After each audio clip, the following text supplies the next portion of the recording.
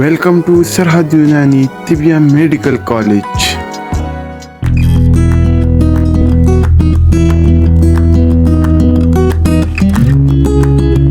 हमारा FTJ यानी फाजिल तिब वल जुराहत का जो कोर्स मुख्तलिफ तिबिया कॉलेज में करवाया जा रहा है, उसके साल अवल की एक किताब यानी एक सब्जेक्ट जो है उसका नाम है कुलियात।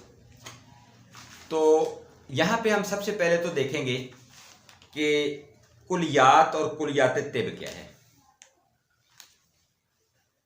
तिब वो इल्म है जिसमें हम इंसान यानी ह्यूमन को अंडरस्टैंड करते हैं, उसके प्रॉब्लम्स जो हैं यानी डिजीज़ या जो उसके सिम्टम्स हैं उनको समझते हैं और उनको रिमूव करने की कोशिश करते हैं, उनको रिकवर करने की, उनको ट्रीटमेंट देने की कोशिश करते हैं। और इल्म तिब में हम पूरी बॉडी के जो फंक्शंस हैं और पूरी बॉडी की जो एनाटॉमी है उसको समझने की कोशिश करते हैं। तो इसका नाम है जी इल्म तिब। और जहाँ तक कुलियात की बात है तो कुलियात जो है वो कुलिया से लिया गया यानी फार्मूला से, तो हम इसको कह सकते हैं फार्मूलेशन ऑफ तिब यानी कुलियात तिब। अब कुलिया होता क्या है? बेसिकली एक असूल है, एक कानून है, एक ज़ाब्ता है जो कि फिक्स कर दिया जाता है किसी काम को करने के लिए। तो जब हम कुलियात तिब की बात करेंगे तो तिब के तमाम वो कवानीन, ज़वाबत, वो तमाम तरीक़ाकार, तमाम असूल जो कि अप्लाई किए जाते हैं साल की रिसर्च के बाद, और उनसे हम डिजीज़ को क्योर करने की कोशिश करते हैं। तो ये तो था जी कुलियात तिब यानी फार्मूलेशन ऑफ ग्रीक मेडिसन भी हम इसको कह सकते हैं। अब इसमें बहुत सी चीज़ें आती हैं, लेकिन यहाँ पे तीन चीज़ें जो हैं वो कुलियात में बड़ी इंपॉर्टेंट है। फर्स्ट ऑफ ऑल डायग्नोनाइजेशन यानी तशखीस।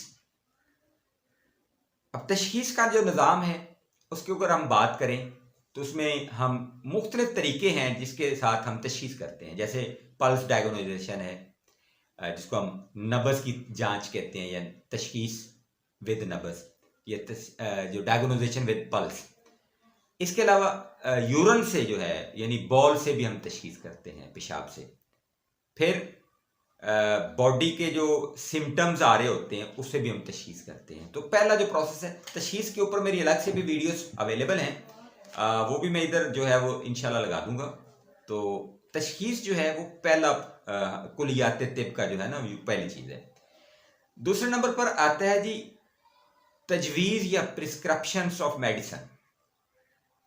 जब आप कुलियात को अच्छी तरह से अंडरस्टैंड कर लेते हैं तो फिर आप इस काबिल हो जाते हैं कि आप अपना जो पेशेंट है उसको मुफरद या मरकब अद्वियात देकर यानी उसकी प्रिस्क्रिप्शंस करके आप उसको क्योर करने की कोशिश करते हैं।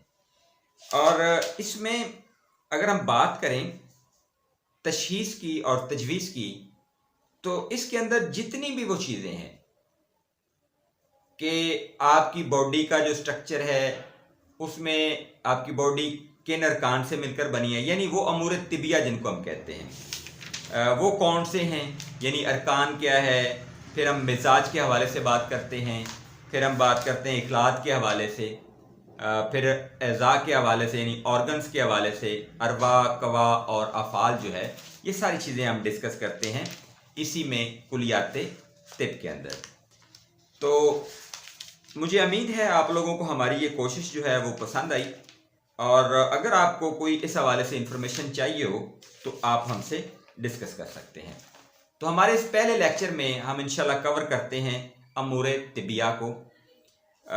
उनकी तादाद जी 7 है जिनके नाम कुछ इस तरह से हैं: अरकान, मिजाज, अखलात, एज़ा, अरवा, कवा और अफ़ाल। तो सबसे पहले जी अरकान। अरकान क्या है? यानी हमारी बॉडी जो है उसमें कौन से अरकान पाए जाते हैं जिससे हमारी बॉडी जो है वो बनती है।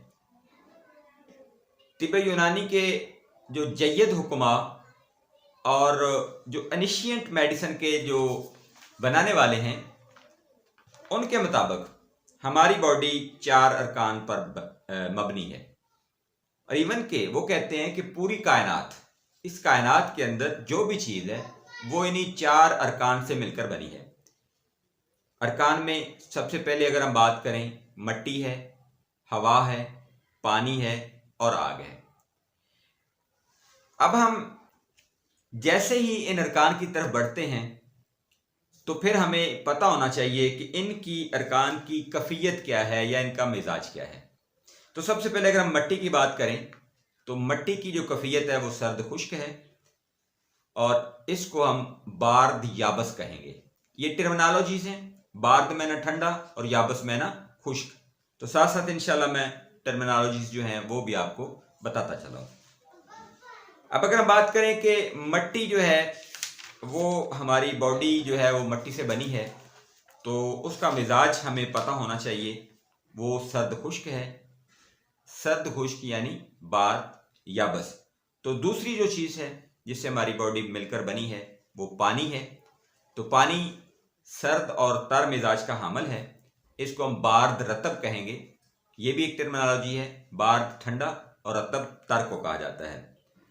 तीसरा जो रुकन या हमारे अरकान का जो तीसरा जुजू है जिससे हमारी बॉडी बनी है वो है जी हवा।